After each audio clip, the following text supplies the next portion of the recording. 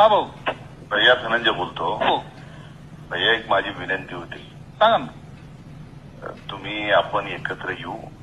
बरं बरं तुम्ही ऐका काय शेवटी तुम्हाला भविष्य आहे आणि हॅलो हा हा भाऊ. कदाचित तुम्हाला माहित नसेल माझे सीएमचे काय संबंध आहे. नाही नाही आपले आहेत. मा गेली नाही कुणाची नरेंद्र मोदीची देवेंद्र फडणवीसची तिथे पैसे रोखायला हो. आणि कसं एक लक्षात घ्या एखाद्या आमदाराला अडवता येतं हो. हा हा हा विरोधी पक्ष नेत्याच्या संस्थेला त्यांना अडवता येत नाही कारण त्यांचं असं होतं.